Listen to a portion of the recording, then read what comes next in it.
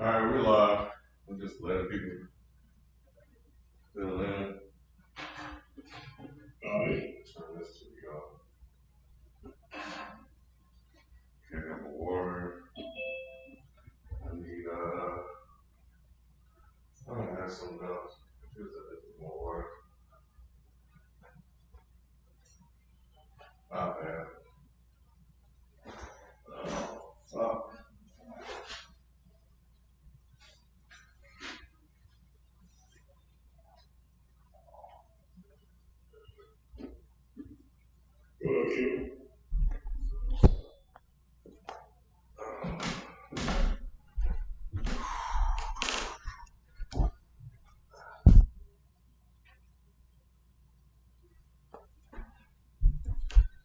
Oh man. What up, everybody? How we sound? We sound good? Can I get a mic check from Zoom? All right. Let's wait to see what this. Yeah, I've been scrambling a little bit, guys. A lot of tech issues today. Everybody listening, so that's why I need to just double check the mics and stuff. What up, Rob?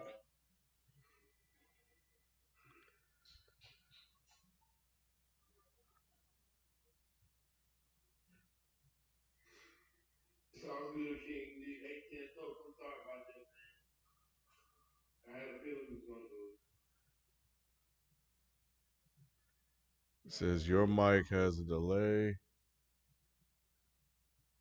And let me know if you guys can hear Shelton too. He just spoke. I'll say Q is low. All right. Streamlabs is acting up. Let me see here. Get no Q. Penitentiaries, having promise makers realize the precious time. Oh, I know why. Hold on. I got it. I think I got it. They said we both low here. Yeah. Let me see.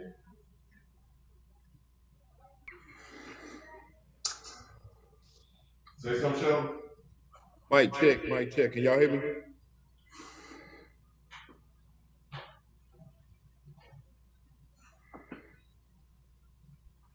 Can y'all hear us?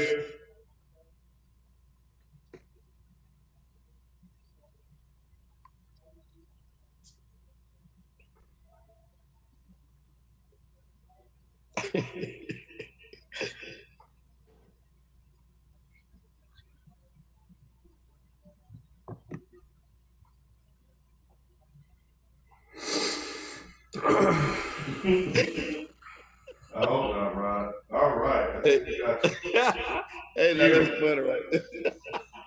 Crazy echo. I'll fix the echo. Rob, he done already threw his back out. It's too late. Yeah, I got the echo. The echo's from the TV. His back is already out.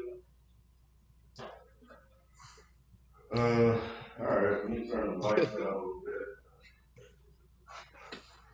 Oh.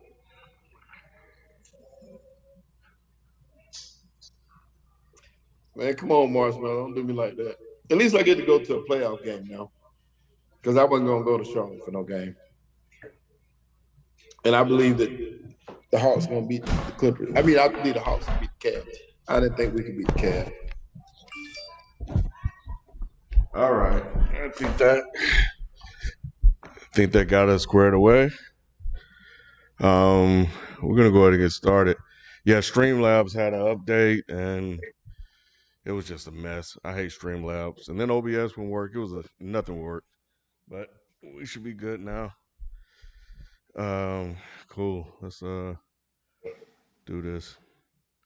This is the place where sports opinions collide. Dead in Sports. Je m'appelle Ken. Joining me on the show, we got Shelton J. Bonjour, ça va? Q. I don't know none of that whoop-de-whoop shit y'all niggas talking about. You gonna say, Ken gonna say his name in French, but did not respond when I spoke back to him in French. Y'all both look like y'all Haitian and shit right now. What y'all talking about? Muy bien, like nigga, fuck out of here. What up, y'all? Fivo, he'll be joining us.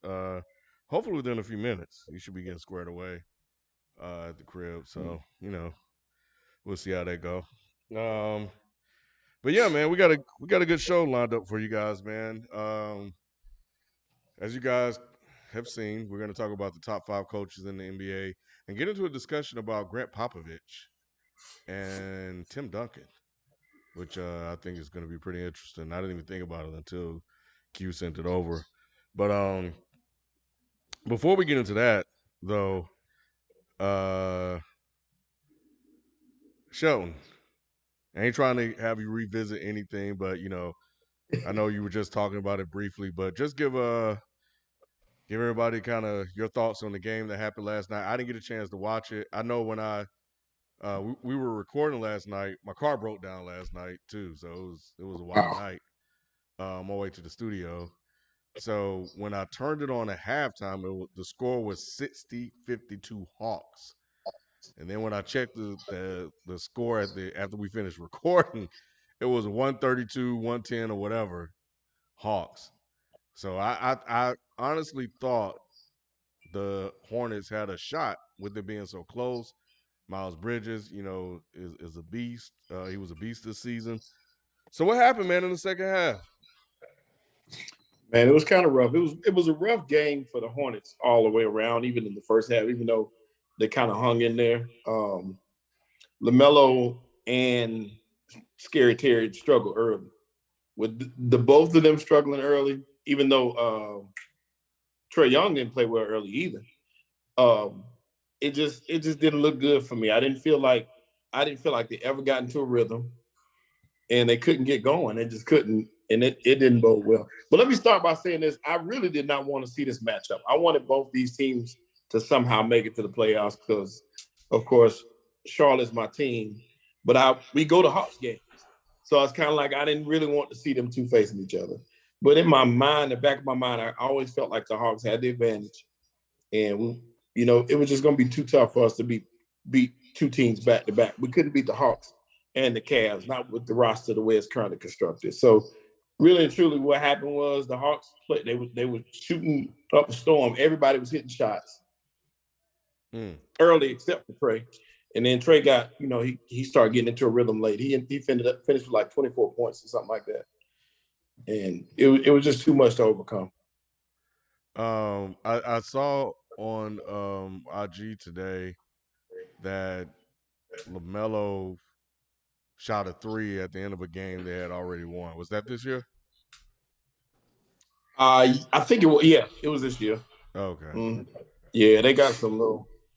And then at the end of this game, he was trying to score, and they were fouling him. They wouldn't letting him get the shot. I don't know why he was trying to get a shot off. They were playing defense too hard. Like it wasn't like a normal ending of a game. And Trae kept saying, "Man, you lame for that." Like he just kept calling him lame. But I don't know what's going on with that. But yeah, they got some type of personal, which is kind of good for basketball in itself. They got some kind of personal little beef going, but. Yeah, it was just ugly, man, from top to bottom. We couldn't get into a rhythm. Miles Bridges did not play well. He was frustrated at the end. I don't know if you heard, but he got ejected because he blocked the shot and they called goaltending. Just accumulation of things. He was upset, so he got ejected. A fan was waving at him, so he threw his mouthpiece at the fan and hit like a 15-year-old girl on the shoulder. And it was just an ugly, ugly, ugly situation. But it is what it is. I felt like we were undermanned this year. I already felt that way. I just felt like we were missing a couple pieces. Gordon Hayward, of course, didn't show up. He didn't play, which is nothing new. Yeah, that's what I'm saying. There's nothing new. And honestly, if he was healthy, his presence would have made a difference. But you can't. That's like AD. We can't count on Gordon Howard just like you can't count on AD. So it is what it is. You think you guys are going to match the offer that Bridges will get? Yes, Bridges will be a Hornet. He's going to get a max deal. Okay. Should he though? Honestly, Q, he should. And let me tell you why. When you're a place like Charlotte, you're not one of those major cities that can attract a bunch of free agent talent. So when you have in-house talent and you see him developing and growing, is he a max player? No. No, he's not. He's not. He's not. He deserves a payday, but not max. But when you're Charlotte, you got to overpay to get some of the guys in there. You just got to do it. They're talking about 4 years. What are they talking about, Sheldon? 4 years on 175 M's for Miles Bridges? Yeah, something like that. And they offered him 4 years, 64 that he turned down. But I don't think it's 175. I think it's max. It's like I thought it was like 130. I could be wrong. I thought he was looking at 175, if I'm not mistaken. Yeah, it's 173. 5 years, 173. Come on. 5 years. 5 Max years. salary, Shelton. See, now that is, for me, that's a perplexing situation to put Charlotte in. And the reason why, I think we wanted to talk about this is because, let's like do a quick little deep dive on Charlotte right now. I really do like the coach. I like LaMelo. I like Rozier. I like PJ Washington. I like Book Knight is gonna come along. He's gonna be a guy. I like Miles Bridges. Gordon Hayward, in theory, is a great player. In practice, he's obviously always hurt when they need him the most. But I see why MJ did that deal. I see why they gave him that money, because you just want to bet on the talent, regardless of what he didn't show up. Like in Boston, he was still able to, when he was on the court, give them something so different as like a creator in that 3 spot, if I'm not mistaken, or that more, it's likely that 4 spot. I think for all the Boston fans, y'all know that he was a small ball 4.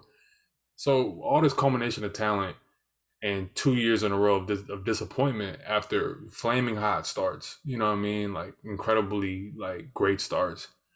So I gotta like pose the question of, are you certain that Miles Bridges is worthy of the max? And that's not even necessarily because of everything we just talked about prior, but mainly the reason why I'm asking that is because of LaMelo Ball. I think LaMelo Ball is going to be a great player in the NBA. But over the past 2 years, and obviously, this is the second season now, so next year will be his 3rd year. This is normally when guys come together and you see what they really are going to be like in the next 5 years, that 3rd season. To me, he's looked like the second guy, a second star. But to me, he hasn't looked like the first star. And that gives me pause to give Miles Bridges that contract if LaMelo's already the second guy. You know what I mean? Mm-hmm. And I kind of agree with you on that. I think LaMelo is that, but the fact remains that you're not going to be able to sign that talent from outside. Yeah. It's just those smaller market teams, man. We talk about Zion, for example, leaving New Orleans. There's talk of LaMelo being a Laker at some point. There's always talk of these guys in their next stop. It's not like this is where they want to be. Ain't too many Giannis's out there. So when you have the opportunity to maintain talent, do I think that Miles Bridges is a max player at this point? Absolutely not. Mm-hmm. I think he's an ascending player, and he deserves more money than the $464 he was going to get. But they have to. Gordon Hayward's contract was a overpayment. You know what I'm saying? Mm-hmm. He got more with Charlotte than he would have anywhere else. But they had no choice. They really have to sign that talent and keep it. And Miles Bridges with LaMelo equals excitement. And it sells tickets. You know what I'm saying? Airbnb sells tickets. So that's kind of what you're after if you're MJ. You want to create some excitement. Maybe make a couple of those fringe players want to come there and play with these guys. You see what it did for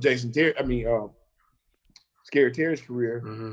It kind of made him, amp up a little bit. Even brought in Isaiah Thomas back in. He looked good. So it's like you can kind of win. When I say win, I don't necessarily mean like you're going to make a deep run playoffs, but you can win on the money side and you can win with the fans with making these moves. So that's why you keep it Bridges. You keep it Bridges because LaMelo likes Bridges.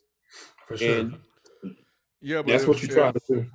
If LaMelo, I'm not calling this man Melo. If LaMelo is the second star and Bridges, we're not saying Bridges is the first star, right? No. Well, let me clarify that too, Q.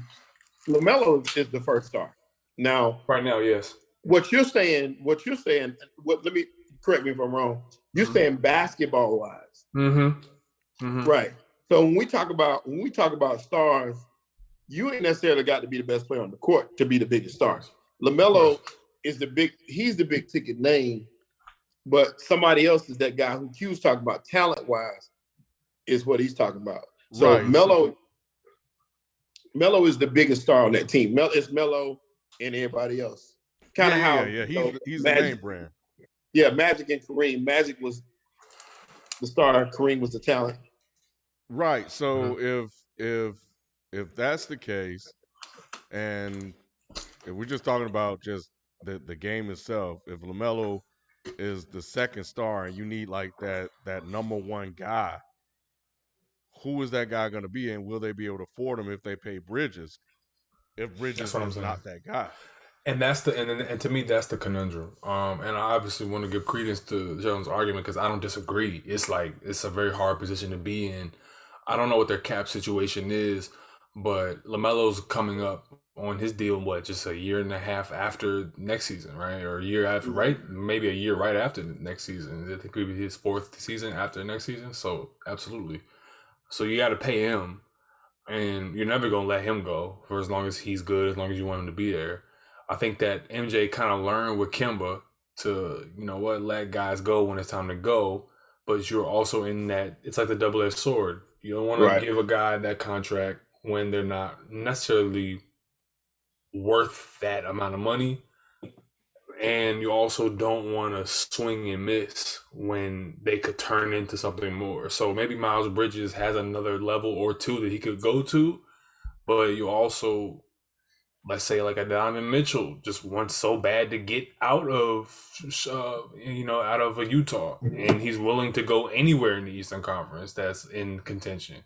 I'm not saying that he would or wouldn't want to go to Charlotte, but does that put a deal like that in jeopardy? Obviously, it's far-fetched, and stranger things have happened. You know what I mean? So I look at it like MJ is in a very weird position with this team because it seems like they're right on the cusp of doing something pretty special, but they're also right in the danger zone of fucking up and, being right back where they were 2 seasons ago. Right. And that would cause a conundrum if you got somebody, if they got inside talks, inside tracks, and somebody like that, then that changes things, of course. Mm-hmm. But but even then, I don't see why they wouldn't be able to afford them all because you got, Terry Rozier is going to be here for a while, but it wouldn't be impossible to say he could be dealt away. Gordon Hayward, you got him on the books for 2 more years. He could go. Wow. Both Knight's still on the rookie deal. You got PJ on the rookie deal. So you got some flexibility there. Montrez is a free agent. Mm-hmm. Cody Martin is a free agent. You don't have – that's the good thing about Charlotte. I think you can have – I need to look back. I'm not good on my cap stuff, so you got to forgive me. But I don't see where would be a problem with giving Bridges the money and bringing in somebody else. I think still you got a little time to play there. Yeah. But I don't – but it, like you said, it's yet to be seen. But I think more than anything, they need to make Melo happy. So you want to keep him happy because you don't want to see him in the Lakers uniform. You want to let him know you could be the statue outside this place. You'll never be the statue there. And that's kind of what you're going to have to sell him on. Like, this is your brand. Your brand travels. Why not be the face of this franchise? I think that the deal that's going to happen, everyone's talking about Westbrook. I think MJ is not going to go for Westbrook. I really don't believe that. What I believe the deal is going to be, I'm not sure what his contract is, but Miles Turner. I think that Miles Turner is going to be the guy to Indiana because before Gordon Hayward signed his deal, he was already in deep talks with Indiana, saying he turned him down. I was like, that's where he went to college at, blah, blah, blah, blah. So it's all like pretty much writings on the wall. So now they can kind of make right in his mind. He can make right what he did wrong and go to Charlotte, still getting hurt. But now at least he can be, if I'm not mistaken, that's either his hometown or that's where he went to college at. If I'm not mistaken, somebody correct me on that.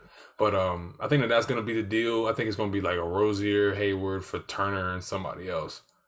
Quick question, just as like a Charlotte fan, and we can move on to the next topic because this is not the LaMelo show. But would you trade Rozier, Hayward, and Bridges for AD? No. And the only reason I say that is, once again, even though AD is a big star, I just think he's on the decline, and you're getting back kind of what you get giving up with Hayward. Like, how often can he be on the court, and how effective would he be? You know what I'm saying? I would, even though he's a true talent, and if he can stay healthy, I would do it in a heartbeat. But the fact that he can't stay healthy, I just don't see where it would benefit them too. And I don't know if that would move them over the hump, if that makes sense. I was just thinking, because what type of players would make LaMelo better? Because to me, LaMelo, this is not a skill set comparison. I mean, just like in terms of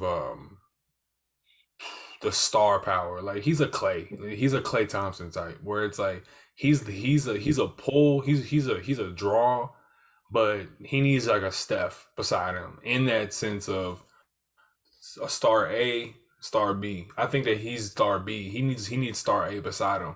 So if it's a big, it has to be a guy like AD who could take over, and you just gotta hope he's healthy. If it's a wing, he's got to be a guy like it's got to be a guy like a Zach LaVine. It's got to be, those type of like just scoring guards, like a Jaylen Brown, like a Jason Tatum. But they definitely need help on the inside. I wouldn't be mad if they go get Miles Turner and they just try to build out a really solid team like Phoenix has. But then that makes for the fact that they do need like that second scoring guard. And I think Rozier is consistent enough, but he doesn't show up in the big games. Right. That's what the problem is. And you need a knockdown shooter too. So on those days when they're not, because they're more streaky than anything, the days when it's not falling, you need that person that can come out there and get you a bucket. And it's just, that's what's missing. Like, imagine if they had Duncan Robinson or something. You know what I mean? Yeah. Be perfect. That would be perfect for Melo, because Melo could penetrate, do what he do, and kick it back out. Or if you had like you said, if you had a Miles Turner on the inside, he could get busy. He'd kick it out to him. He could shoot them threes, and it would just rejuvenate everybody around him. Because he makes everybody better. He does make players better. Yeah, he does. But he's still freelancing, and he's still finding himself. So we just got to kind of see what's going to happen. For sure. What we got, Ken? We got some super chats. We had a question from a member, actually. Who's more explosive, Ant or Ja? So I'm that was pretty a good question. He meant Anthony Edwards, of course.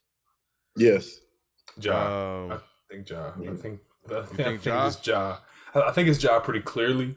King D, what's up, King? Yeah, shout out to him. But I think it's Ja pretty clearly, because Ja's quick twitch ability is way more springy. You know what I mean? Like, he's just like at a moment's notice, he's going up and it looks light. You know what I mean? Ant looks I'm not saying the Ant looks heavy, but Ant looks like he's generating the force to do it. It looks violent. You know what I mean? Yeah. In the most amazing way possible. But Ja, he's like a feather getting up off the ground. You know what I mean? And that's where I kind of rank explosiveness. Right. And it's not a shot at all to Ant on that, but hell no. I agree with you 100%. Ja, it ain't too many out there like Ja. Not when you talk about, like you said, when you talk about that quick hop, and next thing you know, he's at the front of the rim. That's Ja. Because if anyone knows anything about dunking or jumping, there's definitely an art to dunking the ball. The force that you generate when your knees like go in for that torque that you need to get the ball up. You know what I mean? When you make that little, you know what I mean?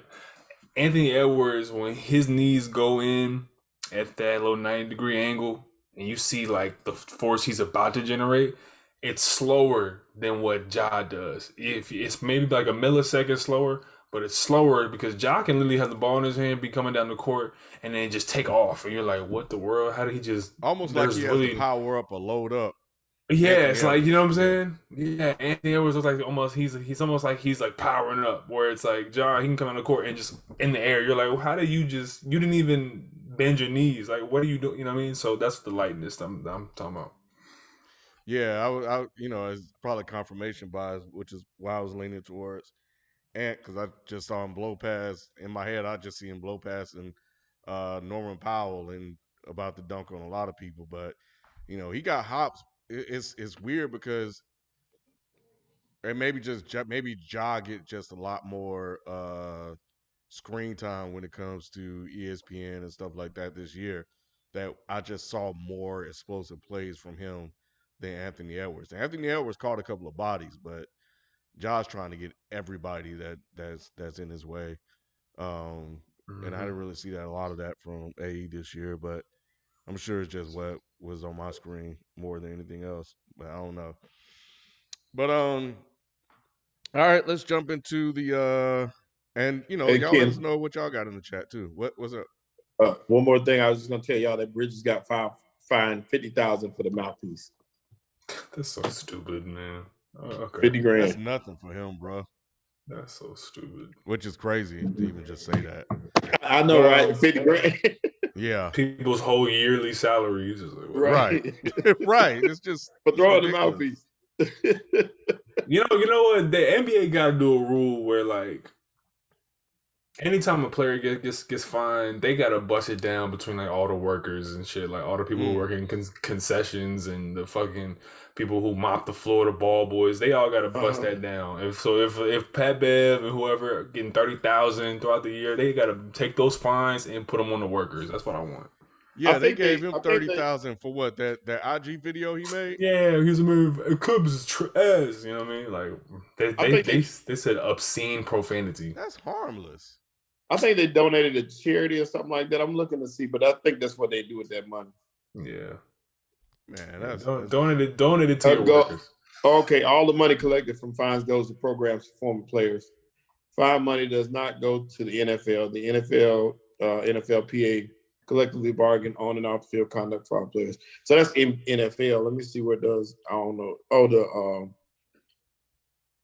player fines go to charity in the NBA. The charity, the Fire Fest. Yeah. Okay. Right. And this says all teams but the Washington Commanders. They keep this. They should put it in the reparations pot or something. Yeah. Good. Don't do that. That'd be good. Don't do that. Don't do that. But yeah, man, top 5 coaches is the main topic today. And while we were kind of recapping the Hornets Hawks game, I was kind of just trying to jot down a list. It was kind of a little harder than I thought. Because I had my two guys, Spo and Nick Nurse. Yes. And after that, I was like, well, damn, hold on. Who else could make this list? Monty. So Ime, Budenholzer. But see, okay, so here's where I struggle, right? We've seen Bud is a great coach. I think he's done it without Giannis. So I guess he did make my list. But as I was writing him down, I was wondering about whether or not it was all or more Giannis than Bud. But I think what Giannis did for Bud is it allowed him to accomplish what he couldn't do in Atlanta because he had a guy. He didn't really have a guy in Atlanta when he was doing all this stuff. So same thing with Monty. Like, Monty is a good coach, but he has more talent. Like, CP3 is a coach on the court. But Ayton. The only reason he gets a pass for me is because a lot of, CP3 has been hurt. He had to play without certain pieces. He's played without Ayton at times, and they're still successful. So because no drop off, he deserves mention for that because you still got to be able to top 5 coach in the NBA. Yes. Well, we should put some criteria on it that the criteria for the top 5 coaches. Let's just do last 3 seasons, like the last 3 seasons. Like, who would be the top 5? Okay. Taking into account resume while also having the presence of mind of what they're doing right now. So the Boston coach is out. I mean, you could put him in there if you feel so strongly that, like, what I've seen this year puts him in that 5. But do you want me to go first? I can I can tell you my 5 from starting from 5 to 1, or we could all go around, do our 5 and then to 4. You know what I mean? I haven't put mine in order, but you can go ahead. All right, I'll do mine. So number 1 is Steve Nash. No, I'm joking. Number 5. I thought you. No, I'm joking. Please, no. Number 5. Number 5. I actually have whatchamacallit? I do have Monty Williams at number 5. I think he's great. All right. Who you got, Shelton? Let me see, because Well, I I'm didn't gonna know. put Pop as my number 5. I was thinking the same thing. I can't let him go. He kind of backdoored his way into the playoffs, but he still somehow managed to win some games with guys we barely even know outside of DeJounte Murray. And you may know Lonnie Walker, but who are those other guys that be on the court? So just off coaching credentials, I just got him on here. I feel that. Give me for 5. Yeah, give me Pop for that reason. Like I said, he elevates the talent around him, whether it be, no matter what. And these guys are not. They wouldn't be playing worthy in most cases. The fact that he got them there, he deserves that. And we've seen what he's done with everybody. So you know what I'm saying? We've seen this man work. I can feel that. My number 4 is actually Pop. So I just put Pop number 4. Gotcha. All right, so number 4 for me, I'm since we're doing the last 3 years, I'm throwing Monty in there. Number 4. I'm gonna throw y'all a curveball, but I can't. The only thing is, y'all have to forgive me because I can't remember 3 years ago. I just remember 2 years, and it's Taylor. Well, actually, was he their coach last year? Taylor Jenkins, yeah. Taylor Jenkins. Who I was thinking. I can't remember 3 years ago. I just give them credit for the fact that he got that team in the play-in last year, and then I look at things like I said, playing, having that much success with Ja being out. Still maintaining that spot. That's difficult to do. And the fact that he's elevated them in wins each year, I think he deserves that 4th spot. I feel that. So number 3, my number 3 is Nick Nurse. I think Nick Nurse is probably the most just underrated coach when it comes to adjustments. I think that he's such a creative mind on the defensive and offensive end of the court. I think that the way that he can defend stars is really underrated. And yeah, man, like no one saw him coming. Just like a guy in the G League, Masai Ujiri, a genius GM, identifying that type of talent, identifying that type of basketball mind. Yeah, he definitely deserves to be in people's top 3 or at least 4. I'm going Bud, and I have him over Monty simply because he beat him last year. I mean, in the finals.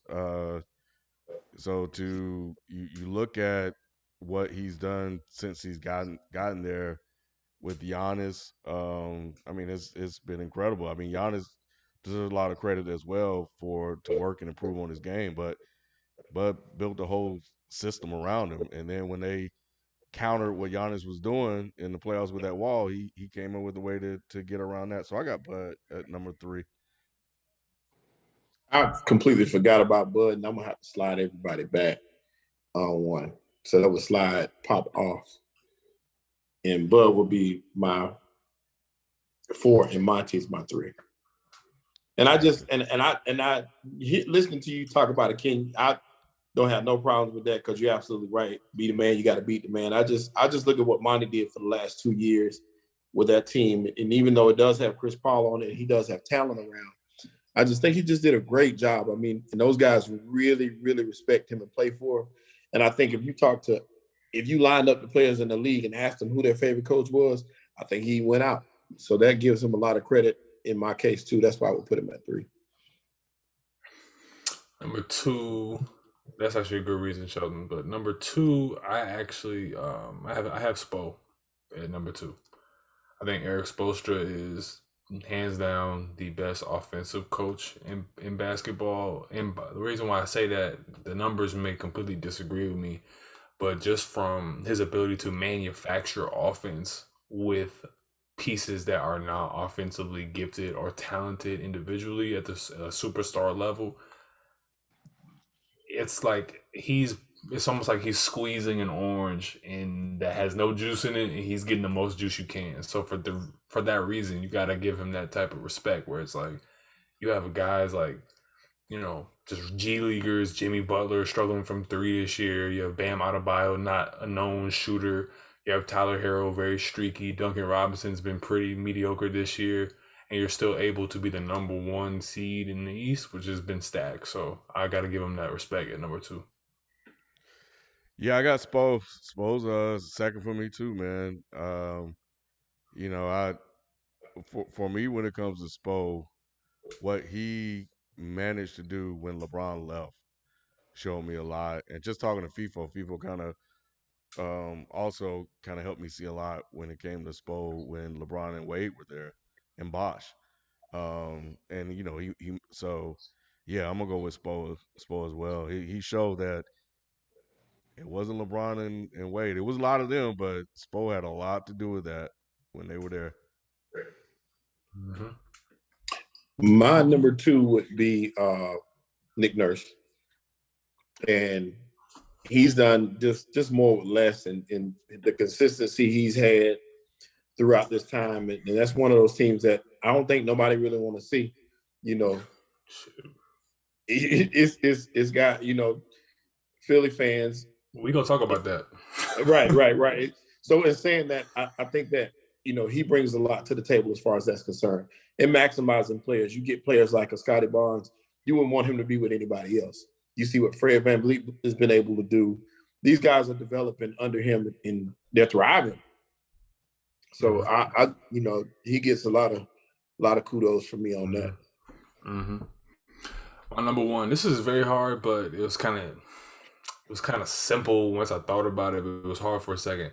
First of all, I want to give a shout out to everybody who's in the chat, because y'all were bringing up a lot of great coaches, and I think it just shows how the talent, not just on the court, has expanded, but the talent on the bench has also expanded. And basketball is such an amazing game at this point in time, because the overflow of just genius and just astute acumen that is not even being given the opportunity to be head coaches, like, is ridiculous. Like a coach like a Dave Yeager deserves to get like a job somewhere in the NBA as a head coach, just off of his defensive prowess alone. But he's on the bench behind Doc Rivers. A guy like Sam Cassell also behind a guy like Doc Rivers. Ime Udoka was on a Spurs bench for years, and players were saying that he deserves you see what's happening now. So I want to give a shout out to like guys like Mike Malone, Udoka, and whatnot, who are really putting in work, really showing, like JB Bickerstaff, showing that these teams need to be led by coaches who have an understanding of their players, and not just as players, but as men, as actual people. So with that being said, I think that the coach that I have at number 1, he embodies that personally. It may be a little bit unpopular, but my number 1 is Ty Lue. I think Ty Lue does the most with least. I think he does the most with the least. I think that he has the ability to get something out of all of his players that just very few coaches can. The ability to craft defensive schemes for star talent, like I just said for Nick Nurse. I think it's him and Ty Lue that are like the best in the league at it. Forcing the ball out of guys' hands.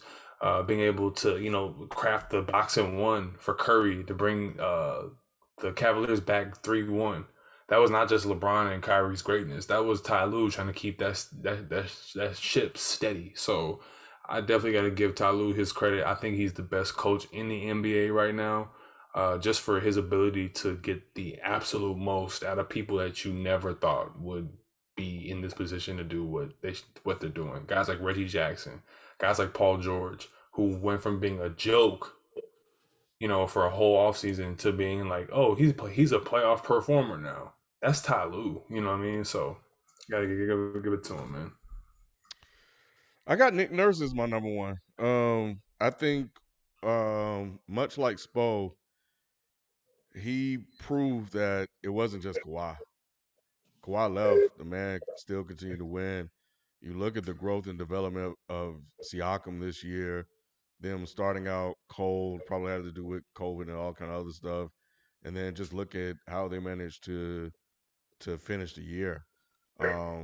So that's a lot of Nick Nurse, and shit, look what they're doing with Scotty Barnes and all those guys. So yeah, I got Nick Nurse number one right now. Q, I knew you was gonna say Ty Lue. I knew it. I think he's so great, man. I think he's such a great coach. Yeah, that's his guy. Mine is Spo, and it was tough between Nick Nurse and Spo because I just really feel like they both really, really good at what they do. But Spo gets the edge for me because he's got that Miami Heat team in first place. Like you said, that's not a first place team when you look at it on paper. We looked at these teams on paper. They ain't nowhere near the team we'd be thinking would be at the top. So the fact that they are there, kudos to them. And that's why he'd be my number one, just for that one reason and that one reason alone. And what was it? What happened 3 years ago? Was that when they made it to the championship? Who is Spo? That was 2 seasons ago, damn near. So that would have been the past 3 seasons. They made the finals.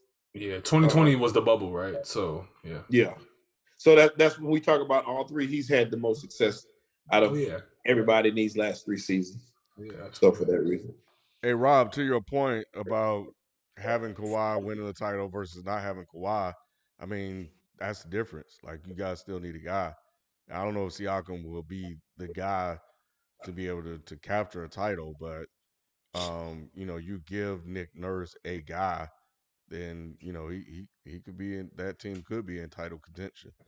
So yeah, and it's still, yeah, like you said, you need that catalyst, and that still doesn't take away from his coaching, because that team is still, you put another coach in that position, you wouldn't be in the position you're in. You wouldn't be the threat that you are now without him these last 3 years. So he's just as much of a factor as some of the guys on the team. So I'm saying that's saying a lot for a coach. And y'all get Brad Stevens the fuck out of here. I was gonna say, honorable mention. I got Vogel as my honorable mention. And Brad Stevens is just Billy Donovan with a fucking Ivy League prestige about him. You know what I mean? Bro, they were saying this dude was better than Pop. It was crazy. Yeah. Oh man, white media loved Brad Stevens, bro. It was wild what they were doing. Yeah, they were like, he's the president. He's President Brad Stevens. Insane. It was insane. Yeah, I mean, like he was a solid offensive coach for like he could coach. Yeah, but man, they were definitely overhyping him. He just always looked like a dude who just caught his 5-year-old like reaching out in the aisle, in the grocery store whenever like Marcus Smart would do a bad pass, he would just look at guys like this, like, like, bro, what? Like, if you don't coach, man. Yeah, I'd be curious to see what like the Boston coach do. Nash is definitely on watch now. A lot of these guys, man, it's gonna be interesting. Start making names for yourself. This next topic, man, like this was one I never even thought about. I never even considered it because they've been so connected for years. I never took an approach the way we do with Brady and Bill Belichick. But who was the guy? Did Pop make Tim, or did Tim make Pop? And I was like, yo. So basically the question is Greg Popovich a beneficiary of Tim Duncan's greatness? Man. I think that one, yeah. because you know what? Yeah. It's like we see Pop without Tim. And it's not quite the same. I mean, you need talent to win games. Everybody knows that.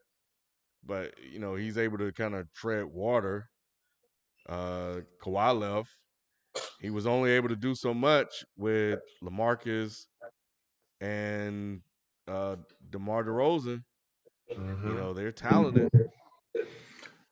And you see where DeMar is at right now. That was a good question, bro. Like, dude, all right. It hurt. Greg Popovich is fantastic. He's one of the greatest coaches of all time. That's a fact. Now, the reasons for why a fact becomes a fact, that's where we come in. So we don't even have to, get into, is he as great? We know he's great. Yeah. But is that greatness a product of the greatest power forward ever? The same way in which we're talking about Belichick and we talk about Brady. Yeah, Brady was great. And Belichick put him in position to be great with calling plays, training the way that he needed him to train, whatever, practicing the way he needed him to practice. But Brady had to be able to retain. So it was definitely like a symbiotic relationship there if we're talking about football. Basketball is a different sport, but it's still the same beast. You know what I mean? Where it's like you're still having to internalize the ideology of your coach. You still got to internalize the principles of your coach, whatever they're trying to do on and off the court.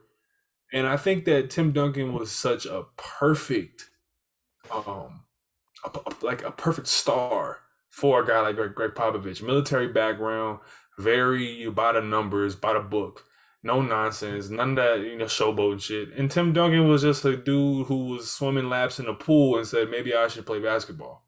Mm-hmm. That's where Tim Duncan comes from. So when Pop can berate Tim in practice or say, Timmy, you're fucking up, Timmy doesn't take it seriously because he's just a dude who's like, all right, well, it's not that deep. I'll just do what I need to do.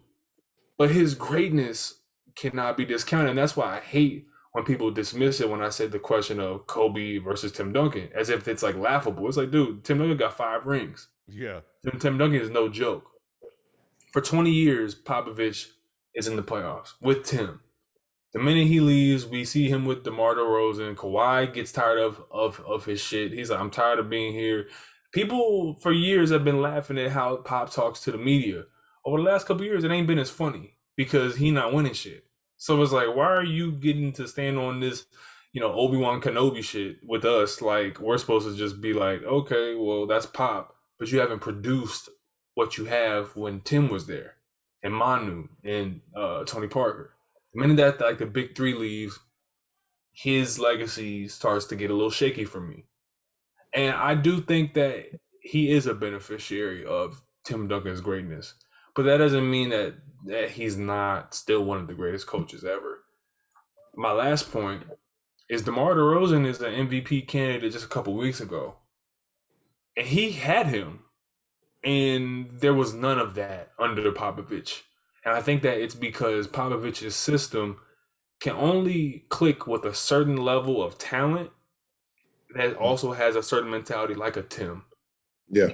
You can put great players in Popovich's system, but if they don't have the humbleness, if they don't have the humility, if they don't have the mindset of just I gotta take whatever whatever, I'm gonna just stand the rain just to make sure to buy into the system, it's not gonna work. So correct. I don't know. Yep, you got David Robinson, same thing, Tim Duncan, Tony Parker, those are all similar type players, like you said. In my opinion, Greg Popovich benefited more from Tim Duncan's greatness than Bill Belichick did Tom Brady.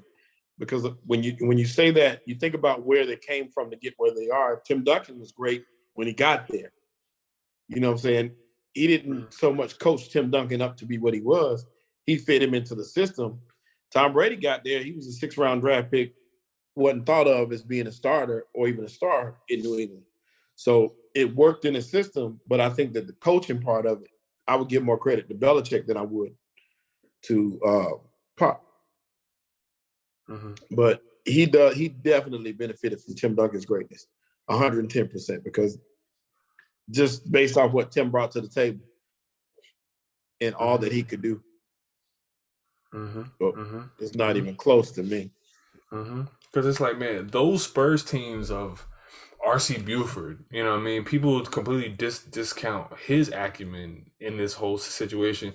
And that's why when we try to individualize greatness within sports, I think it's reductive. I think that we do a disservice to discourse around sports because we try to isolate people in like a vacuum of, oh, Pop is great. And Pop is great, and only his greatness is the reason why everyone else is great. Or it's only Tim Duncan, and Tim Duncan is the only reason why here. And it's like, no, this is a team sport that is inside of an organization that's inside of a business. It's 3-level chess. So the players and the people who have to make the shit shake on the court, they have like a relationship all between each other that has to be managed. And Popovich is the shepherd of that relationship. How do we manage all this talent? Tim Duncan's greatness is in tandem with Popovich's acumen and his ability to shepherd a group of men. But Tim Duncan being so great at what he does allows for the legend of a Popovich to grow greater, just like in the same manner of legend of Tim Duncan is allowed to go greater because Popovich is making the right moves for those other guys who aren't as great as Tim. But hell yes, like Tim Duncan was definitely the driving force behind it because without him, what do you have? Well,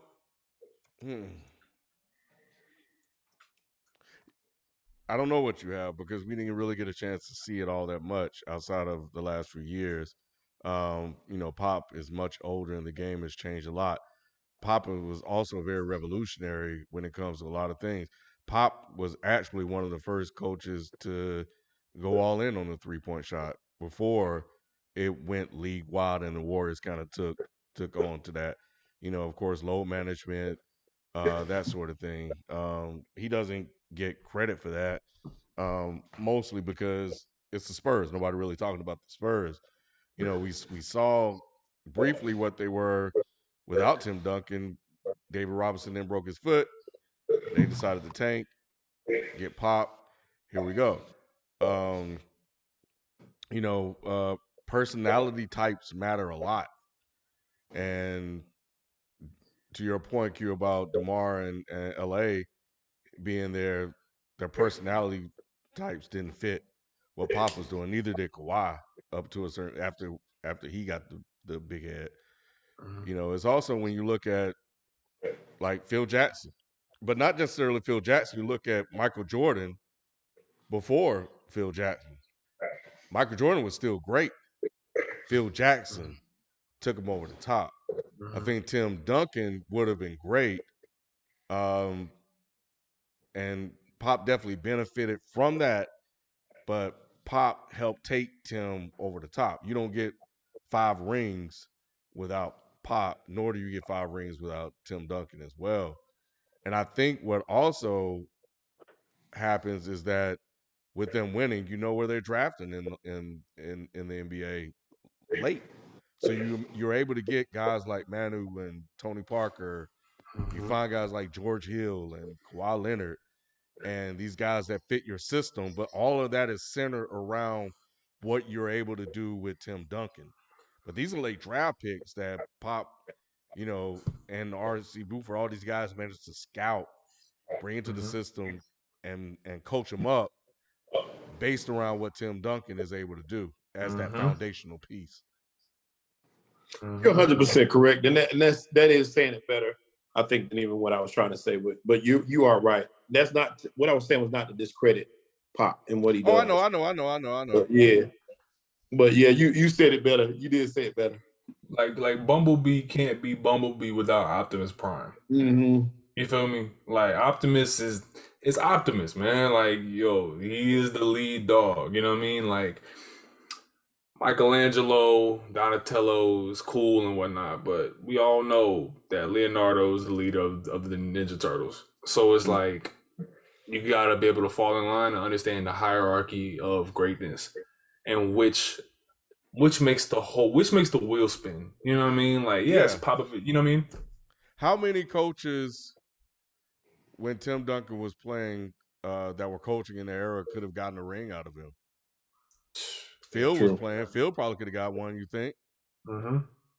Mm-hmm. Who else? Maybe Pat Riley. I mean, you're talking about beating Shaq and Kobe in their primes. Yes. Beating LeBron and Dwayne Wade in their primes. Yes. Mm-hmm. I hated them too. It wasn't that nice. beating LeBron in the first of all, beating the team that just beat the shit out of Shaq and Kobe the very next year. Yeah. Being the shout out Beasley and the D. Ben Wallace, you know what I mean? Like Tayshaun Prince, Rip Hamilton. Like that was an incredible team. And Tim Duncan just put in that work and just was like, all right, I'm about to bank shot these boys all the way home. And it's just like, you know, the fact that we discount Tim is great. It's just insane to me. You know what I mean? It's just so ridiculous to me that people want to say, oh, well, Kobe was a better leader and blah, blah, blah. God rest the dead. But please, let's stop the lying. Let's like Kanye said, God said no more cap. Like, let's just, in Jesus' name, no more cap. So we have to recognize that Tim Duncan was just as much of a galvanizing figure, just as much of a leader as a Kobe or, you know, as a LeBron or as a CP. Like, he led by example, and his silence was intense so that people knew that when it was time to go, and when he spoke, it was time to go. When he moved, it was time to go. Because you saw in the action and you saw in the very few words that when he did say something, it was like, okay, no, Tim ain't playing around. You know what I mean? And and from all accounts, he has a personality that is just very welcoming. It's very welcoming, but it's a very accountable personality of a person who's just like, we're gonna play basketball and we're just gonna be playing basketball. There's nothing else to it. We're just gonna be playing basketball. That's a welcoming personality, but it's also a very rigid kind of like, hey man, this is what we're here to do. But welcome though. You know what I mean? You know what I mean? Like, it's just what it is. So like guys like Steven Jackson falling in line. You know what I mean? Guys like Tiago Splitter getting the best out of them. The guys like Danny Green and you remember the game when Danny Green and what's his name were going crazy. Patty Mills and who else? It was Patty Mills and Gary Neal. Gary Neal. They were dropping like 17 threes in the first half. I remember that game like it was yesterday. And that's a product of Popovich's system. But it's also the gravity that a Tim Duncan creates because you don't want to get killed inside. You know what I mean? Yeah, it's funny how we, you know, I mean, this Brady Bill thing, I think, just started recently when we found out they were probably going to get the divorce. Was that like the start of who did it better? So the sports version, like, when did we ever start really separating greatness out like that? Has that really been a thing? That's always been a thing. I think that now though, more so than ever, it's separated by coach and player instead of player against player. Because it was always there for player and player, you know, Shaq and Kobe. But yeah, I'm talking about coach and player though. Right. That's what I'm saying. New. Now, it's new coach and player, yes. I think that's some 90s shit, honestly. That's like some late 90s shit, because it's gotta be stemming from the whole GOAT Jordan, you know what I mean? The whole GOAT, greatest of all time. Those conversations, I think that we're gonna look back on those, our grandchildren will be having those conversations, hopefully not. But there's gonna come a time when there's a generation of people discussing sports where they look at those type of convos as being reductive and just toxic to the sport of who is the greatest of all time. Because for us to look at sports on just not I'm not trying to get too deep here, but if we're going to look at sports for what it really deserves, the type of rigor it deserves within discourse, then you got to recognize that like the ability for these humans to be able to do these things on the basketball court, on the football field, on the tennis court, whatever it is, soccer field, This is a scientific thing that's happening. This is a scientific phenomenon.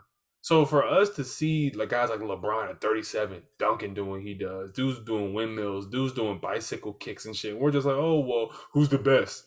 You realize how reductive we sound? It's like, dude, this is human evolution happening right in front of our eyes, and we're talking about some, well, who the best to ever pick up the ball though? No, like how about we look at it of who paved the way for the 60s, 70s, 80s? Who was the best of that era? Who led to this being normalized? Who led to this being the best coaching way to coach? Blah blah blah blah blah. All these different things, they make up the evolution of the sport. And I think that we're so reductive now where did Bill make Brady? Did Brady make Bill? It's like, no, that's looking at sports in a vacuum. It's isolating these phenomenon down to just these very arbitrary things when it's such a wider scope of conversation that we could be having. You know what I mean? I agree, man. I did a 365 on the Dame Draymond interview, and is so insightful to me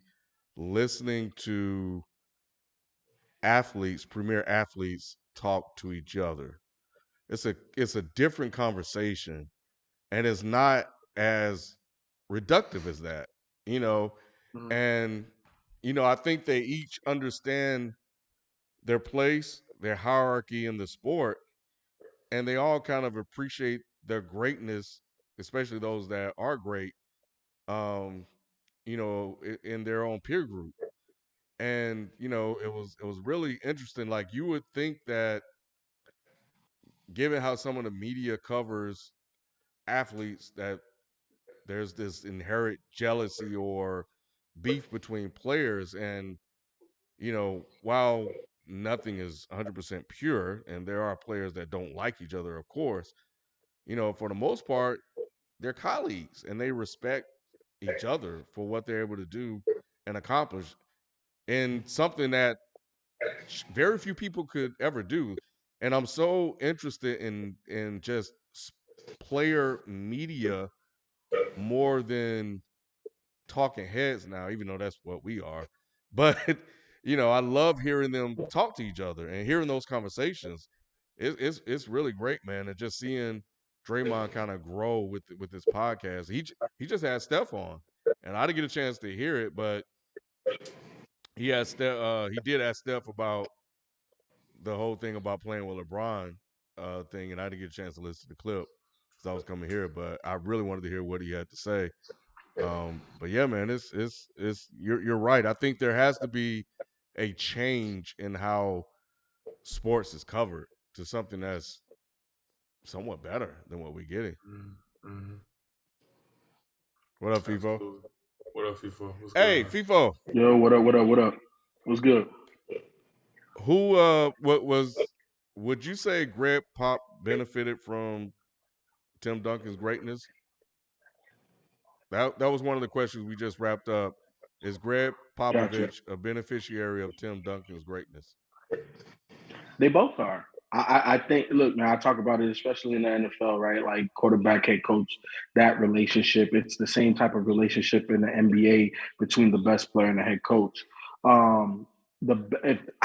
If that best player is an all-time great and he doesn't have a coach he respects, you're not gonna win nothing.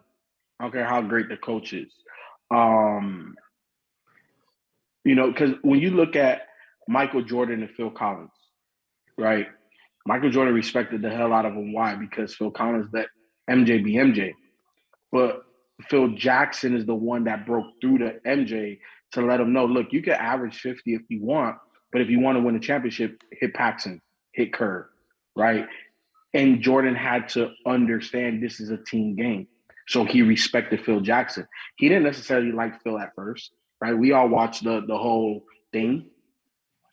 You know what I'm saying? So at the end of the day, they both benefited. And I don't think either one of them would be where they are or who they are without the other.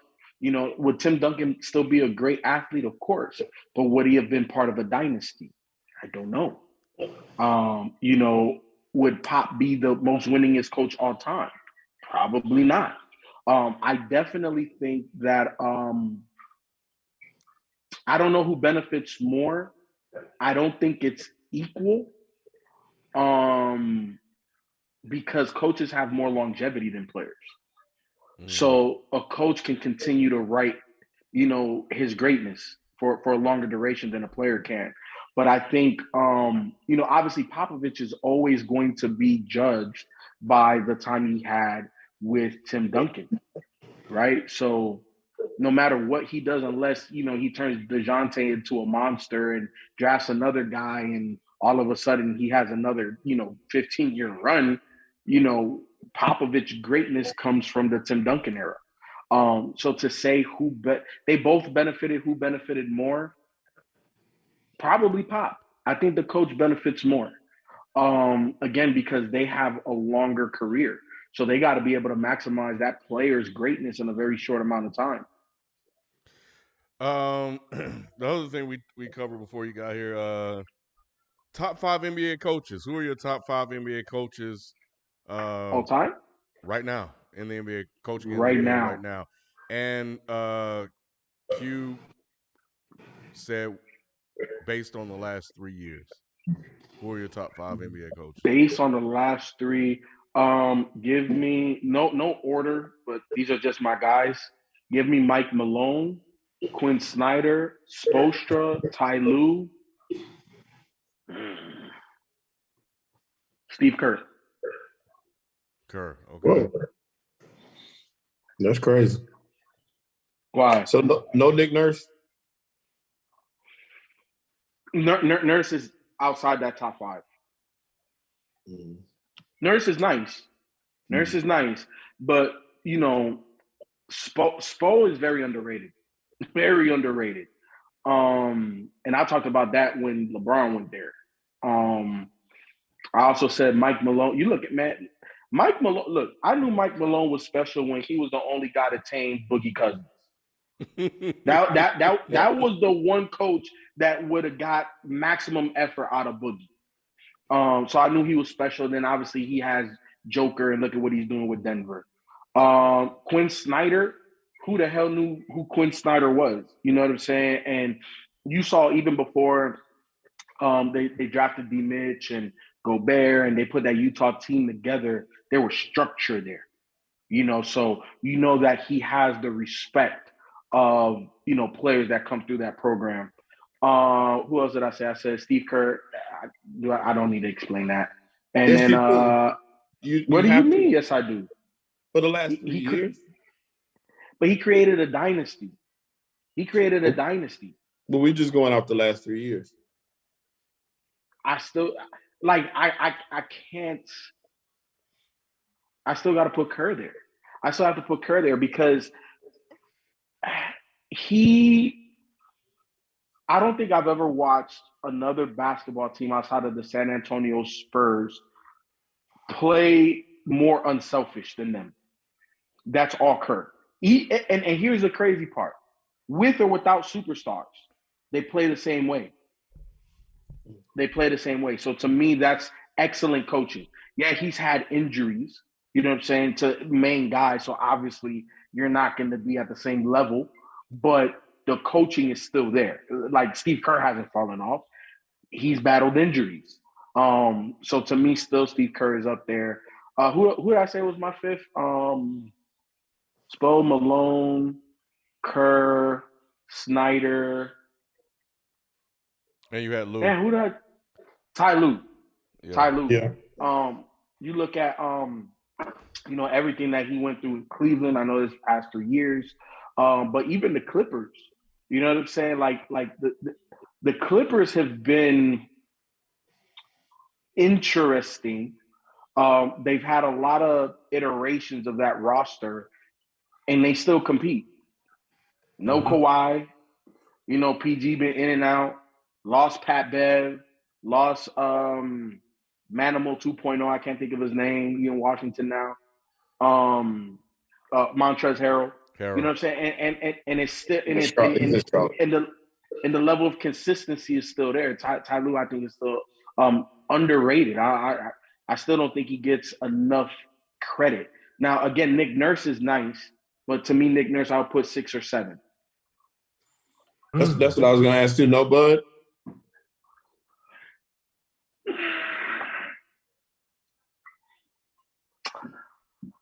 I like Bud. I like Bud.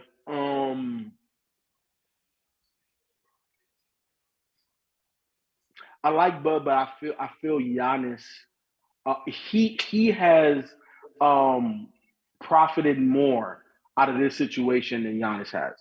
You know what I'm saying? Like we know that Bud has always had a system, right? We saw the 60-win Hawks with 4 or 5 All-Stars, right? So we know that he understands conceptual moving without the ball and stuff like that. But I still question him in tight situations. You know, I feel like Giannis bails him out a lot. Okay. What else was I going to ask you? Monty. No Monty. Monty's amazing. He's just getting back. He's just getting back. Monty, Bud, Nurse, that's 6, 7, 8. They're in there. And then depending on who you're talking to, they could be in the top 5. I'm not saying, hell no, they're not top 5 coaches yet. If you want to make that argument, I'm not going to argue. I'm not going to argue. It's tough for me to put Quinn Snyder over Monty. See, this is the conversation that we were having earlier, because people, you just listed guys that could all be in people's top 5. It could be all you could remix that top 3 so many times over, and that's what I was saying. As much as we pay attention to the players on the court and how deep talent is now spilling over and out of the G League, there are guys in the G League who are coaching who could go on to be the next Nick Nurse. Nick Nurse was in the G League. And it was just Masai Ujiri who identified that basketball acumen and said, he's creative. He gets the most out of guys. He can relate to players. Bring them up. And that just shows you that even now, the dudes who are holding the clipboards are just as deep in terms of talent and as acumen-wise as the dudes dribbling the balls now. You know what I mean? It's crazy. Yeah. You know why? Because I feel like basketball is a closer-knit family. And you look at who's the Pelican coach right now? Willie Green? Yeah, Willie Green. Mm-hmm. Willie Green. I remember watching him play, right? And you look at the majority of the best basketball coaches were never the guys that were the stars. Right. Just like in football, the best coaches are never the guys that are the stars.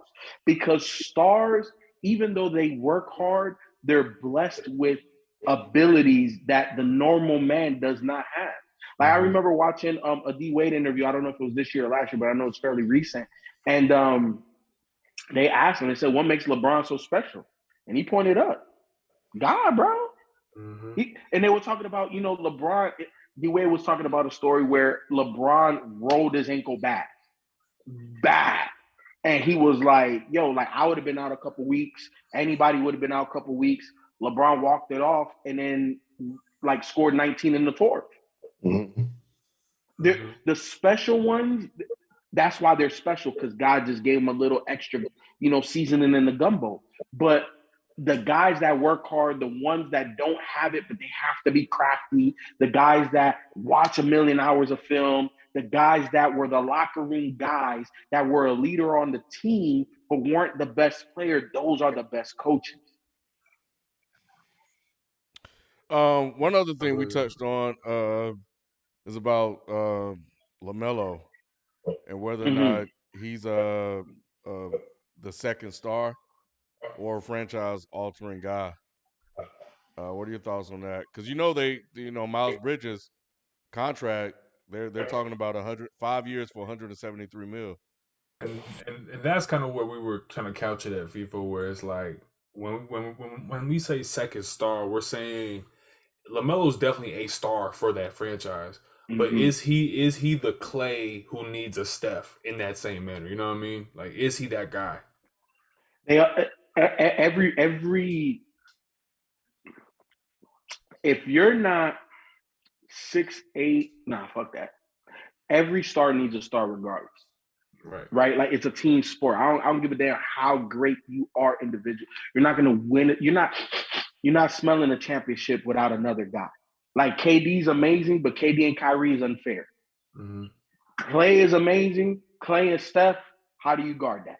You need two. You need two guys. LaMelo is one of those two guys. Miles Bridges is more of a third guy for me. Definitely a foundational piece, somebody that's part of the core. But to me, he's more third, fourth fiddle. LaMelo feels one or two. But again, y'all already know how I feel about my theory. I got to see 3 to 5. Year 1 and 2, can he play or can he not play? Mm-hmm. If he has ups and downs, I'm fine with that, right? Like, we know that to get to the superstar level, it's consistency. So year 1, year 2, I'm cool with you not being. Did y'all watch Brandon Ingram last night? He went crazy. He went crazy. Bro, that body dunk, year 1, 2 in LA, he wasn't doing that. Brandon Ingram, and they said a stat last night. I think he's the number 2 mid-range scorer in the NBA.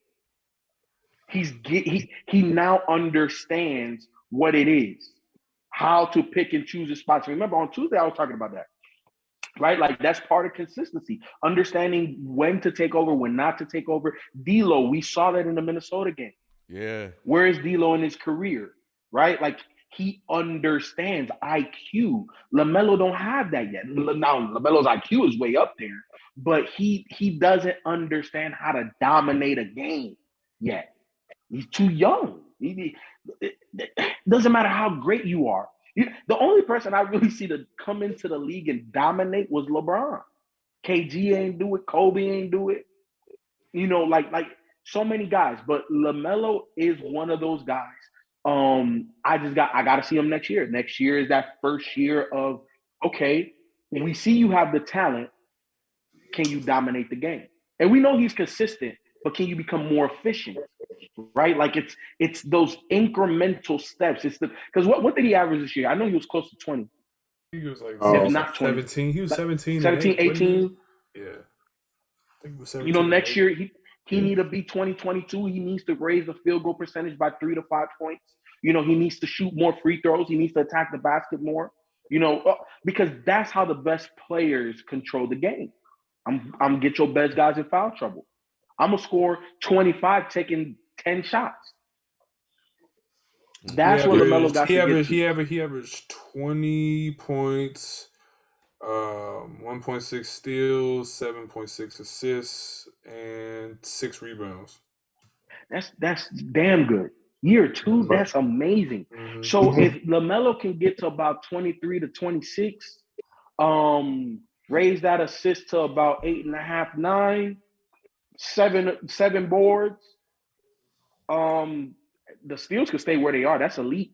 That's elite in the NBA. 1.5 to 2, that's elite. Well, so let me ask you this, Fivo. Does he need a wing or does he need a big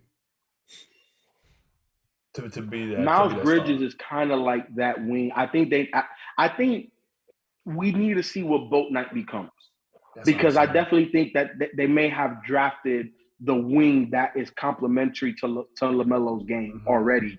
I think they need a big, because Bridges is that in-between guy. He can guard smaller guys and bigger guys, right? He's kind of like almost their version of Draymond. Not really, but their version, right? I think they need a big. They definitely need a rim protector. As much as I like, it's not the Zeller. What's his name? Big white boy. Miles. Plumlee? Miles Plumlee. Yeah. As much as I like him, he's more of a spot big. You know what I'm saying? Like, off the bench big. Our big man is hurt. He can be serviceable for 8 to 10 games. You know what I'm saying? Give you them type minutes, but he's not a starter. He's just not a starter. So I think that they need to get like a really nice big. Let me ask you this. Cause I asked Sheldon this too. I can't believe we're at this point in his career, but from where we were looking at him just 2 years ago, if AD is available, would you want Charlotte to plunge on that? Yes. Right? Yes. Like that's what I think about it too. Because it's like a guy like that next to LaMelo, that can clear up a lot of issues if he's healthy. Well, okay, so here's the thing, Q. Like, we gotta take we got to take it at what we know. And AD is never going to be healthy. He's injury prone. Like that label is authentic to that player. Mm-hmm. And we don't know why. We don't know if it's a lack of, taking care of his body or getting ready for the season. I don't know what it is. I'm outside looking in. But what I do know, what the facts show, is that he's injury prone and that he doesn't really last the majority of the season. Mm-hmm. And we look at the last time that he was really healthy was the bubble, and they had a 2-month break in between.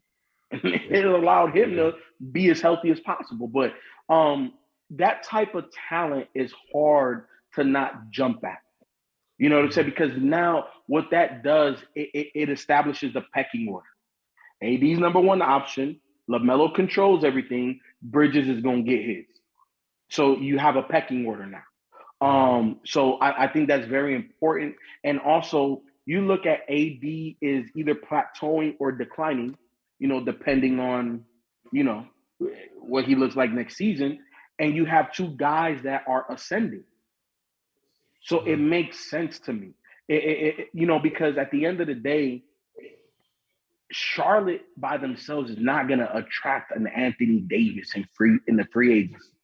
It's just not. They're just not. They're just not. So if you can make a trade and keep Bouknight, LaMelo, and Bridges, I don't care what else.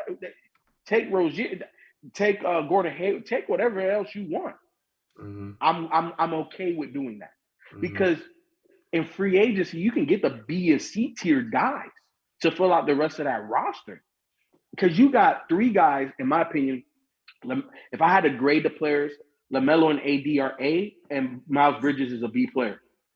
So if that's your trio, bro, I can take a whole bunch of C's, lower B's and C's and a couple of D's on that roster if they're specialists. You give me a defender that only defends, I'm cool with that. You give me a shooter that only shoots, I'm cool with that. Give me a couple of guys that can do a little bit of things in between, I'm cool with that. If those three are my core, you got something there. Because basketball, I think at the end of the day, while we can get into all the X's and O's and all the terminology, basketball is about gravity and it's about attention. How much attention can you attract? How much gravity can you create? And as a player, if you can create enough gravity to get a hell of people's attention, then bruh, what you do with your output and production is all a matter of whoever else is around me is going to be the beneficiary of it. Just filling in the spot. I'm creating the gravity for you. So if you have 2 or 3 guys that create heavy levels of gravity and attract so much attention, all you need is guys who just slip through the cracks. Look. This is why I say I'm going to bring this player up. He's been out the league for a little while now, but to me, Josh Smith was a point guard away from being a perennial all-star. Josh Smith's biggest problem when he was on the court was he thought he was a decision maker, and the offense put him in situations to be a decision maker. He's a finisher. Put guys in position to finish. That's what Josh Smith. Now, can he create a little bit? Of course, but he did it too much.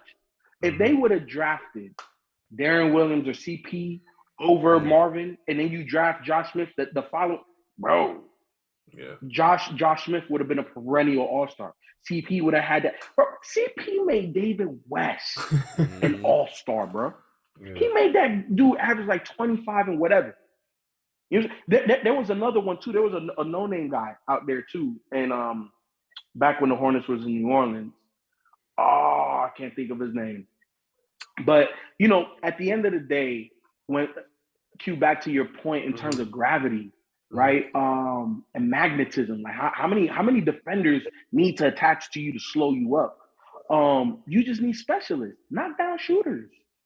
Like all you do is catch it. Why do you think both of the Bogdans, the one that was in Utah that's now in Portland and the one that's with the Hawks, why do you think that they get paid what they get paid? Because they shoot 40+% consistently. I don't care if you can't do nothing else. Now, obviously, they do give you a little bit extra too, but the reason why they get paid and they play in the NBA is because they can shoot. How do those guys? Duncan Robinson. Yeah. Can he dribble? That man can't dribble. That man move without the ball all over the place. But he knocks down shots. Yeah. You need that. When you, it's like this, man. When you go to the pizza shop, you expecting to get pizza. If you can get a free drink on the side too, then you like, hey, you know what? I'm coming back here all the time. You know what I mean? So it's like this in the NBA when a guy is like, yo, I shoot and I play a little bit of defense. That's all I need you to do. As long as I have a guy or two that create so much gravity. Like if you play ball, if you've hooped at any level, you know when you can turn your back on the guy who has the ball. You just gotta. I'm watching my man. I'm not worried about what's happening behind me. When LeBron James has the ball, when KD has the ball, when Tatum has the ball, when Luka has the ball, everyone is looking. You doing double takes, and that's what I think Charlotte has to get into, and I think that's what the Grizzlies, teams like that, are identifying those like second guys. Like, okay, we're Desmond Bane. He's starting to create just a little tad bit more gravity. Jaren Jackson, tad bit more gravity. Ja, you already know everyone's you know what I mean? So that's where the NBA is heading, is where they're looking for guys. Like, shit, Klay don't dribble the ball. Klay take probably about less than 20 dribbles per game. But it's all about that action. It's all about him coming off them pin downs and just knocking it. You know what I mean? So yeah, you got to face guard Klay. You got to face guard Duncan Robinson. You had to face guard Kyle Korver. Some of these guys that don't dribble or don't create off the dribble with penetration, things of that nature, they still create gravity because if he has an inch, he's gonna knock it down. Mm-hmm. So that's why those guys are also important. Who the other white boy from the Knicks? From the Nets. Oh, from the Nets. Joe Harris? He's injured. Joe Harris. You gotta pay those guys, bro. That's your fourth and fifth and sixth best guys on the team. Yeah, you gotta pay them. You can't minimum contract those guys. You ain't gonna pay them max, but you're gonna pay them more than the average because of what they do. Because it's part of the puzzle when you got guys that generate so much gravity. Those guys are you pick your poison. You gonna let the main guy go off, or you gonna help here and there? Defenses are always going to get caught in rotation. You need a guy that when the ball swings to him is not down. You know, so yeah, man, all of those guys are important. And I think the Hornets have done a good job so far. I definitely have to say it started with LaMelo. I think Jordan has like the worst record as an owner since he's become owner of the Hornets, right? And I said this then. The way he handled the whole Kemba situation was so incorrect. So incorrect. But I think that he can redeem himself now. Now, it looks a little bit bad because they got blown out in back-to-back playing games, right? But again, LaMelo, 2 years, third year, should be a little bit different. We'll see if they take that jump. But if you can swing for AD, you got to swing. You got to swing. And you got to pay your guys. Because now you've drafted a core. Two of those guys are guaranteed. Boat Knight, we don't know. But the time that he did play, correct me if I'm wrong, Shelton, Boat Knight looks like he can hoop in this league. Yeah, he just hasn't gotten the time. He can. He definitely can. I don't really understand. I know he got injured at one point, but I'm not sure why he didn't play more, especially where we are. But yeah, he proved he belonged. And yeah, he's young, of course, and he got some growing to do, but he definitely deserves to play. You know, we look at how the whole Malik Monk situation transpired. We look at the Kemba Walker situation. We see how he traded draft picks to go draft Frank Kaminsky. There was a lot of bad decisions on Jordan's part. Right now, he's on a path of correcting a lot of that. So we shall see how he moves forward. Because at the end of the day, when you got two youngins and a potential third with Boat Knight, you gotta go get the big fish because they're not gonna come by themselves. You gotta go trade for AD. You gotta go trade for that disgruntled star that can go to a young team and still be that alpha guy and have guys that are dogs that want it just as bad as he does. All right, let me hit these super chats and we'll get out of here. Drink more water. I'm starting to read that book by Donald Bogle. And it's great so far. He's talking about Toms, Coons, Mulattoes, Mammies. His question is, are Stephen A. Smith and more so Shannon Sharpe coons for their antics and buffoonery? Listen, I've been calling Shannon a coon for a while now. I be pissing people off, but I ain't even read the book. But I got the book. Why is Shannon a coon, man? To me, Stephen A. is more coonish than Shannon, bro. They're different type of coons, man. So explain the coonery. All right. So in the book, Donald Bogle's, it's a book called Tom's, Coons, Mulattoes, Mammies, and Bucks, and it's a whole book that is talking about the image of Black African people in America, represented in mainstream media, represented in film and cinema. And the main claim of Donald Bogle's book is that you can virtually fit every single Black person represented in media, represented in movies, film, cinema. You can put them into one of those categories because it fulfills one of those stereotypes. So the idea of like the jolly coon, or the idea of the mammy in Tyler Perry movies, or the idea of the buck in, The Green Mile, shit like that. He'll list those type of examples. So if we're gonna take that, claim and say that it's true, I could see an argument for why people would say Shannon Sharpe is. I think he's probably the least offensive one on mainstream, sports television, but he does do a lot of bucking of the eyes. He does do a lot of like Hennessy and Black and Miles on TV. It's very extra. It's very minstrelsy, but it's like soft shoeing. Stephen A's full out like, I know, yes. I do. These niggas on the planet, they need to relax, and like, I'm not fucking with Stephen A at all. I feel like I could sit down with Shannon and be like, Shannon, I feel like some of these things you're saying are representing us a little bit crazy. And I think he would be receptive to it. Stephen A's on some straight up like, nah, these niggas they need to learn. Y'all getting my money for these good white folk. Yeah, like real shit. Stephen A is gone. He's too far gone. The only reason why, I asked about Shannon is because I was a big Shannon Sharpe fan growing up, watching him with the Broncos. Because the reason why I loved the Broncos was Steve Atwater, one of the hardest hitting safeties ever. So I used to watch them, and then I was intrigued by the white boy wide receiver because you didn't see a lot of them either, Ed McCaffrey. You know what I'm saying? So I watched the Broncos, and I always thought, John Elway was nice. So I always knew how Shannon was as a player. Like what you're seeing on TV, it's a toned down version of what Shannon the player was, especially when he got to the Ravens. And he had Dion on the team. He had Ray Lewis and all those guys. So to me, like when I see Shannon, it's like Shannon just being Shannon. He's always been like this. Well, I don't feel like he's putting on. He started to. Like, I don't think he was as out there in the beginning as he is now. Now, an argument could be made that it got him a lot of attention and he's attention seeking, from people. Look, I know people like Shannon, man. I've been around people like Shannon, but it's just like, bro, it's like, what are you doing? So he speaks up for Black issues and stuff a lot. It's just his actions are very just so fucking extra, bro.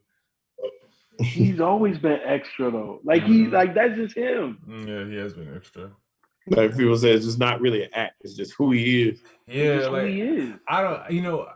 Shannon to me is a non-problem because I think they allow him to do the whole social justice, speaking out for Black folk shit because he does do that shit. They're like, all right, as long as there's some oil and water, it's all good. Stephen, Stephen A, he's full on like, y'all better stop fucking with these white folk money. These good white people that gave us food and they gave us sleep. They done helped us get out of the ghetto, like all that shit. And it's really just like, said dude, that too. He really Not do verbatim, sound like that's exactly what he was saying. Bruh, Stephen A's main function is to be that dude in Django on sports broadcasting. He has to come out with the whip and discipline the slaves when they get out of line. He comes out and he's like, y'all need to stop fucking with these good white folk money. They done helped us. They done got us. Y'all done got nice cars and clothes and shoes because of them. And y'all done blah, blah, blah. The minute Kyrie says anything, he'll go on TV and berate Kyrie like he's the only player who's not vaccinated. The minute that Kaepernick doesn't say one thing that he doesn't like, well, he needs to understand that he represents. Who do you represent, Stephen A? Mm-hmm. You know what I mean? Who do you represent? When Michael Eric Dyson and Max Kellerman got to sit you down and tell you that, yo, what you saying is wild, you know you have lost the plot, bro. It's like you got to chill out. So, and it's interesting now because you see that they got Great Value Skip Bayless taking over his show now because he didn't try to make that show black, and then it was like, nah, we ain't fucking with that shit for the ratings. Yeah, they shut that shit down. Dude, all them Africa jackets with him and Michael Irvin, that shit was scaring the white folks in the morning. They was like, "What? Who is this? Who is this Negro? I don't know who this is." Like, who was Michael Irvin? Like, oh, you know what I mean? Like, but yeah, it's sad when about Dwayne Haskins. Shit. I saw that on the clip because I saw a video clip and in the thumbnail that they had him wiping tears. No, it wasn't, Ken. They just put that together. I saw the same thing, and I went and watched it. I went and watched it to see if he was crying, and he wasn't. I saw exactly what you saw and thought exactly what you thought. On some Van Jones shit. President Biden is just like, can y'all shut that shit down? Anyway. Yeah, man, bro, because if he was crying, I was like, man, if you don't stop. Yeah. Tyler Perry presents The Basketball Court. King D said Walton won 32 games with that team. Kerr fraud. Damn. He said he had another one. He said Utah chokes more leagues than anyone in history. Put Quinn Snyder on the Sixers, and he'll go to multiple Eastern Conference Finals. He can't do much with Donovan Mitchell, who is a volume scoring guard, undersized, very athletic, very explosive. But Rudy Gobert touches the ball like 3 times a game. He big as hell for no reason. To me, he's overrated as hell on defense. Still good, but they act like he is Akeem, and he is not. God, bro. There are certain sports writers who just act like him, Luka, and Jokic are God's gifts to basketball, and I'm like, dog, they're great players, fantastic, but Rudy Gobert ain't no fucking Mutombo. Like, no, relax, man. Don't get me started on Gobert, man. Chill Vibes 24. I'm looking forward to this Memphis and Minnesota series. Ant and Ja going to put on the show. What are y'all expecting from Cat after last game? He gonna be kissing on his girlfriend on the sideline. I don't know what the hell that was, but yeah, man. He wasn't even cheering when they were running. When they were on a run and he fouled out, he was on the sideline moping. After they were everybody on the court cheering on the sideline and stuff. He was sitting there just kind of moping, not even cheering, not even happy. I'm like, Cat, come on, bro. Like, what are you doing? I'm telling you, man, Cat, when other guys be pre-gaming, you know how dudes got their headphones in. I'm telling you, Cat be listening to Kelly Clarkson and shit, dog. I ain't trying to, like, I'm trying to tell you, I'm not hearing none of that shit. When we did the NBA hip hop comparisons, I told y'all he is Bryson Tiller, nigga. He is Bryson Tiller. He is not nobody else. I think he'll play because I don't think. Well, I don't know, but I haven't seen them play against Memphis this year. But I don't know if Taylor Jenkins will have the same defensive game plan that Ty Lue had, because apparently they did that to Cat every game they played them this year. That's fine though, but you know what? Memphis has a singular player that can affect Cat the same way a double team would, and that's Jaren Jackson, white boy from overseas. Well, the big white boy and Jaren Jackson. Well, yeah, him too. So yeah, it's gonna have to be more D'Lo, man. D'Lo won that game for them. 100%. Composure and everything that he was doing down the stretch. He was the calming effect on that team. Look, Cat is one of those guys where if he got it going good, if he don't, again, like I kept saying during that live telecast, like You gotta scheme Cat easy buckets. And that's not just Cat, that's big men. Big men are dependent on the ball coming to them. So sometimes if the flow of the game can get away from a big man. It's on the coach to understand, okay, we got some easy plays for Cat. Let's run that. Let's get the big man involved. Let's get him going. Let's get him some easy. But nothing was easy that game. Everything was one-on-one, high post, three-point shot force, pull-up game force, go to the lane with three dudes hanging on you. Where is the movement? Where is the backdoor screen, getting him in motion, open up underneath the basket, or if they're going to continue to double team even off of screens, then instead of using Cat as a decoy, where is the scheme? If you want to send that much attention to Cat, then let's use that against you.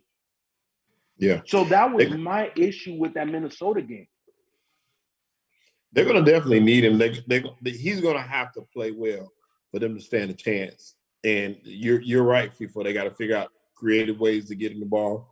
And I mean early and often. You can't have a game where Ant-Man goes off early and has to carry you. That's not something you can really depend on at this stage of his career in a playoff game, especially going against a high-powered team like that Memphis team. So you're going to need him to play well, and he's going to have to do something that he ain't never done before, which is show up in a big game. So that's what's going to happen. I can't wait. Otherwise, this is a sweep. Damn, a sweep? Yes. If he doesn't show up, in those first, I ain't even gonna say first two games. The first game, this could end up getting ugly early. Yeah, they need Cat. Yeah, no, they do. Cat They this do. series. They do. Cassie, are y'all doing NBA playoff predictions? Yes, and Probably I know Tuesday. B's gonna drop a 365 with his probably Saturday, and I think Nick got one, and we'll probably go through the series on Tuesday. So yeah, we're gonna get into that. Last one, I believe. What's your upset series of the playoffs this year? Raptors in 6. Oh my gosh. Against Boston? Against Philly. Philly. The Raptors in 6. Oh, that's what they're playing for. Yeah. You're going against your own people. Bruh, I'm going against Doc Rivers. I'm going against Doc Rivers, and I'm going against the lack of bench that this team has. I still don't think James Harden is 100% healthy. I think that he needs probably another offseason to get right. I don't think it was a bad trade still, because Seth Curry made 0 points in that playing game, and Andre Drummond was unplayable, so I'm not really concerned. And Ben Simmons is probably going to only play about a game if he does play in the playoffs for the Nets, which would make him playing one game versus James Harden playing a bunch of games. But the Sixers, we don't have the depth to deal with a team that's athletic like Toronto. Toronto is a very weird, lanky, athletic team. And like we were talking about Nick Nurse being one of the best coaches in the NBA, the Raptors are the only team in the NBA where every single one of their starters, including like 2 of their bench guys, have gotten 30 points on multiple occasions. From Scotty Barnes, Van Fleet to Siakam to all these people, they've gotten 30 plus points multiple times. And I think it's 28 points, but 30 points for most of them. So they're a triple team in Embiid. Who's he gonna kick it out to? What? Matisse Thybulle can't shoot for shit. He can't even play in Toronto. He's not even vaccinated. So I look at that like 6 games. I'm sorry to tell you, but James Harden is not going to work out this summer. James Harden is going to be partying like he do. Man, if he want that money, he gonna be working out. So that's all I know.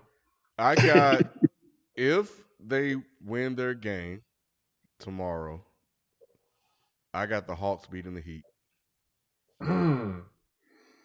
You do not like this Heat team, Ken. If the Hawks beat the Cavs and get in, man, I got the Hawks beating the Heat, bro. Damn. The Hawks are going to beat the Cavs. The Hawks are going to beat the Cavs, and I'm with Ken. You know what? Because people talk about the New Jersey, the Brooklyn Nets being one of the better lower seeds. Yes, the Hawks have been disappointing all year. However, we've seen when they turn it on, it's like, okay, well, this is what they were supposed to be. And I just think that look, Kyle Lowry, Tyler Hero, who else they got out there on the perimeter? They don't have nobody that can take Duncan. Who's going to guard Trey? Trey is the engine of this Hawks team. Trey is the superstar of this Hawks team, and they're gonna put Jimmy on him. Like you gonna have to do that. Like you gonna like Spo gonna have to throw the kitchen sink. And if they don't slow Trey down, and you see how they say stop, you can't stop pure point guards. If Trey figures out how to get everybody else involved and everybody else hitting shots, Gallinari looked like he ready for the postseason. And those other guys, they hit shots. It don't matter what you do, because if you double triple team Trey, he's just gonna pass it. So those guys just got to hit shots. And then if you don't, Trey can cook. Bro, Trey led the league in total points and total assists. Hasn't been done since the 70s. He's going to expose that Miami defense. I can see it. Not Q, but Shelton, did you have one before we get out of here? Yeah, Drink More Water asked the question. Charlotte over the Hawks. This for Q. Yo. You said you was talking about the upset. Charlotte, the one that chill out. Hey man, I wasn't really counting on us to do much, so that's why I'm not hurt about this one. I didn't put much faith in us getting out of this play-in. I'm with you though. I'm really looking at this Philly Toronto series, and it's really one to take a look at. The one thing Philly has going for them, and I said that early on. No bench really hurts, and then losing Thibault on the road is going to really kill you. But the only one thing that can help them is the fact that everybody's been talking about it being an upset. So you know how that goes. When you speak of it, teams are aware of it and they're paying attention to it more than they would otherwise. That's what's going to help Philly in that sense, is that they'll come out ready to play because they feel like they got a mark on their back and they got something to prove. So that's the worst thing that could have ever happened to a team like Toronto, is everybody's counting on them to win. That's pressure. I'll jump in and we can end right here because of Drink More Water's question. Drink More Water asked me who needs to step up more, Embiid or Harden. Embiid been stepping up all year. Embiid should be, if not the MVP, he should be behind Giannis for MVP, in my opinion, just off the fact that he has been carrying this team for over 70% of the season with guys like Seth Curry, Andre Drummond, Tobias Harris being as mid as he is, and Tyrese Maxey taking a huge leap that no one saw, a second-year player out of Kentucky. For him to be able to be stepping up all year round, and then get James Harden, who had 3 fantastic games, and then after that, it's been pretty just middling of the road, some great assists here and there.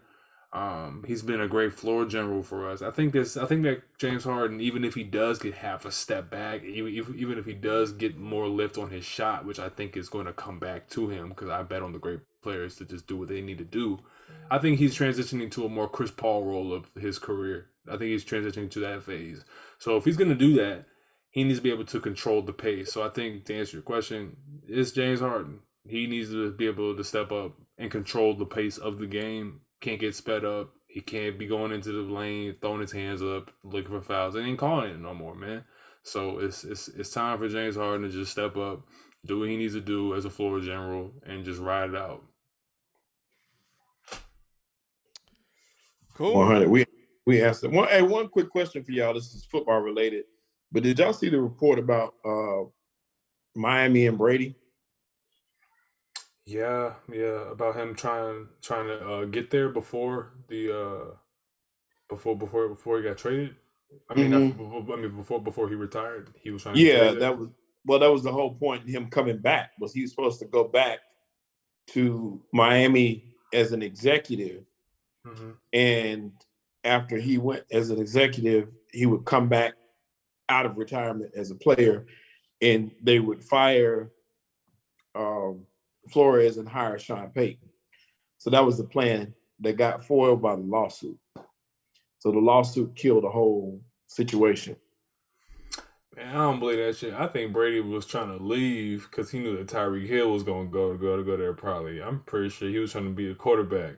And I don't know. I said on a couple shows ago, like 2 shows ago, that I still believe that Bruce Arians only left because Tom went up to the front office like he does all the time. Let me speak to the manager, and he said, let me speak to the manager, and he went up there and he said, look, it's either me or that man, and it's not gonna be that man because y'all ain't got nobody but Blaine Gabbert behind me. So they fired him. They were able to do a whole diversity approach and whatnot, and they had a whole rebrand. It's a PR stunt. I think that Tom was trying to get to Miami because he was tired of Tampa, and they finally folded, gave him control of the team and the offense. So that's where that's probably coming from now. I see that too. I feel you on that. But yeah, let's get up out of here so everybody can get to bed. Everybody about to knock out on camera,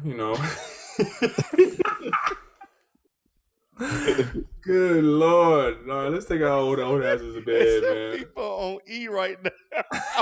So hey. Oh, Lord. Oh, my God. I respect it, man. I feel you, bro.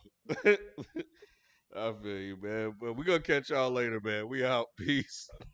Peace.